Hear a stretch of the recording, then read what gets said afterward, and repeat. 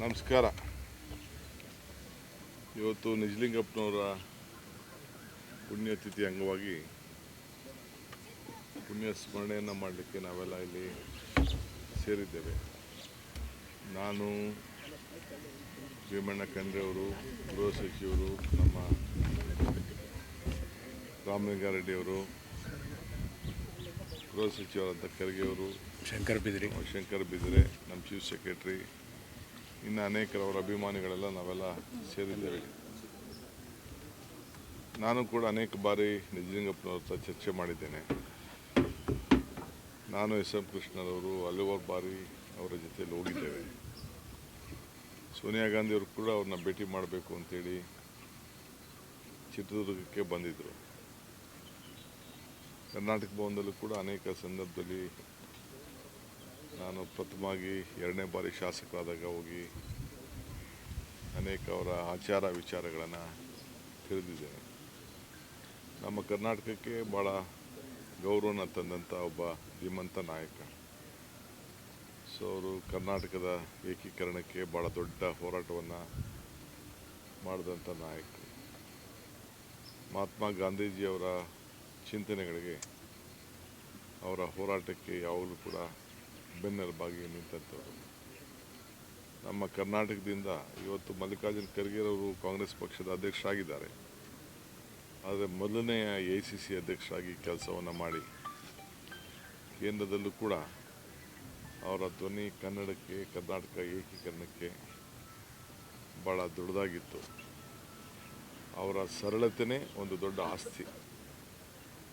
So ಕೊನೆಗೆ ಅವರ ಆಸ್ತಿಯನ್ನು ಕೂಡ ಇವತ್ತು ನಾವು ಯಾರ ಪಾಲು ಆಗಬಾರ್ದು ಅನ್ನೋ ದೃಷ್ಟಿಯಿಂದ ಸರ್ಕಾರನೇ, ನಮ್ಮ ಸಿದ್ದರಾಮಯ್ಯನವರ ಸರ್ಕಾರದಲ್ಲಿ ನಾವು ಅದಕ್ಕೊಂದು ದೊಡ್ಡ ಜವಾಬ್ದಾರಿ ತೆಗೆದುಕೊಂಡು ನಾವು ಅದು ಸರ್ಕಾರದ ವಶಕ್ಕೆ ತೆಗೆದುಕೊಂಡಿದ್ದೇವೆ. ಇವತ್ತು ಇಂಥ ನಾಯಕರ ಆಡಳಿತ, ಪರಿಶುದ್ಧವಾದಂಥ ಆಡಳಿತ, ಜಾತ್ಯತೀತ ತತ್ವ, ಬಸವಣ್ಣವರ ಚಿಂತನೆ ಇವೆಲ್ಲ ಕೂಡ ಪ್ರತಿಬಿಂಬಿಸಿದಂಥ ಒಬ್ಬ ಶ್ರೀಮಂತ ಮುಖ್ಯಮಂತ್ರಿ ನಾಯಕರನ್ನು, ಅವರ ಹಾದಿಯನ್ನು ನಾವೆಲ್ಲ ಬೆಳೆಸ್ಕೊಂಡು ಈ ಸಂದರ್ಭದಲ್ಲಿ ಹೋಗಬೇಕಾಗಿದೆ. ಸೊ ಆ ನಿಟ್ಟಿನಲ್ಲಿ ನಾವೆಲ್ಲ ಸೇರಿ ಖಂಡಿತ ಕೆಲಸ ಮಾಡ್ತೀವಿ. ಈ ದೇಶಕ್ಕೆ ಒಂದು AICC ಸಂದರ್ಭದಲ್ಲಿ AICC ಅಧ್ಯಕ್ಷ ಸ್ಥಾನ ಆಗಿ ಈ ದೇಶದಲ್ಲಿ ಕಾಂಗ್ರೆಸ್ ಸರ್ಕಾರ ಅಧಿಕಾರದಲ್ಲಿದ್ದಾಗ ಕೊಟ್ಟಂಥ ಮಾರ್ಗದರ್ಶನಗಳು ಇವೆಲ್ಲ ಕೂಡ ದಾಖಲೆಗಳಲ್ಲಿ ಇಳಿದಿದೆ. ಬೆಳಗಾಂ ಅಧಿವೇಶನ ಸಂದರ್ಭದಲ್ಲೂ ಕೂಡ ಅವರ ಪಾತ್ರ ಭಾಳ ದೊಡ್ಡದಾಗಿತ್ತು.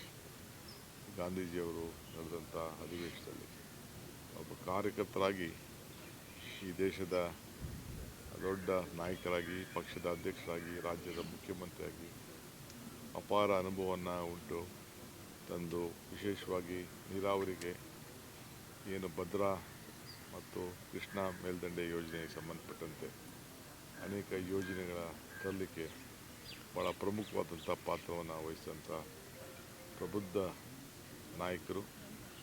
ಅವರೆಲ್ಲ ಕುಟುಂಬದವರು ಕೂಡ ಭಗವಂತ ಒಳ್ಳೇದು ಮಾಡಲಿ. ಅವರ ಮಗಳು, ನಾನು ಓದಂಥ ಕಾಲೇಜಲ್ಲಿ ಅವರು ಚೀಫ್ ಮಿನಿಸ್ಟರ್ ಆಗಿದ್ದು ಕೂಡ ಅಧ್ಯಾಪಕರಾಗಿ ಕೆಲಸ ಮಾಡ್ತಾಯಿದ್ರು, ಟೀಚರ್ ಆಗಿ, ಇಲ್ಲ ಲೆಕ್ಚರ್ ಆಗಿ ಕೆಲಸ ಮಾಡ್ತಾಯಿದ್ರು CS ಕಾಲೇಜಲ್ಲಿ.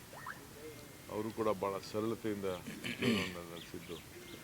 ನಾನು ಯಾವತ್ತೂ ಕೂಡ ನಾವು ಚೀಫ್ ಮಿನಿಸ್ಟರ್ ಮಗಳು ಅಂತ ಹೇಳ್ಕೊಳ್ತಿದ್ವಿ. ಸೊ ಆ ರೀತಿ ಅವರ ಮಗಳು ಕೂಡ ನಮ್ಮ ಹೈದರಾಬಾದ್ ಕರ್ನಾಟಕ ಎಜುಕೇಷನ್ ಸೊಸೈಟಿಯಲ್ಲಿ ನಾನು PUC ಓದುವಾಗ ಅವರ ಚಿಂತನೆ ಎಲ್ಲ ಕೂಡ ಗಮನಿಸಿದ್ದೇನೆ. ಸೊ ಭಗವಂತ ಅವರಿಗೆ, ಎಲ್ಲ ಅನುಯಾಯಿಗಳಿಗೆ ನಮ್ಮಂಥವ್ರಿಗೆಲ್ಲ ಅವರ ಮಾರ್ಗದರ್ಶನ ಯಾವಾಗಲೂ ಕೂಡ ಸದಾ ಇಲ್ಲಿ ಅಂತೇಳಿ ಭಾವಿಸಿ ನಾಲ್ಕು ಮಾತನ್ನು ಹೇಳಲಿಕ್ಕೆ ಬಯಸ್ತೇನೆ. Sir, Kiren Rijiju has targeted the state government saying that while Rahul Gandhi is questioning about women reservation bill, there are no women minister in Karnataka. You see, we are the one who piloted, we are the one who passed. The Congress party believes in it. Definitely there will be a woman. We will give more strength for women. You know how many seats we gave in the parliament? I think you remember. So in Karnataka, definitely we are sorting out that issue. Riju may not worry about the Congress party. Let him settle himself to the whatever his party and the NDA is there. ಹೋಗ್ಲೇಬೇಕಲ್ಲಪ್ಪ, ಹೋಗ್ತೀನಿ. ನಿನಗೆ ತಿಳಿಸ್ಬಿಟ್ಟು ನಿಮ್ಮ ಹತ್ರ appointment ತೊಗೊಂಡು ಕೆಲವರು ತ್ಯಾಗ ಮಾಡಬೇಕು ಅನ್ನೋಂಥ ಚರ್ಚೆಗಳ ನಡೀತಾ ಇದೆ ಸರ್. ಈಗಿರುವಂಥ ಅಸಮಾಧಾನವನ್ನು ಶಮನ ಮಾಡಿ ಅದರದ್ದೊಂದು ಪ್ರಯತ್ನ ಆಗ್ತಾ ಇದೆಯಾ ಸರ್? ಮಾತಾಡೋಣ, ಹೇಳಿರಿ, ಕಾಫಿಲಿ ಕುಡಿದ್ರೆ.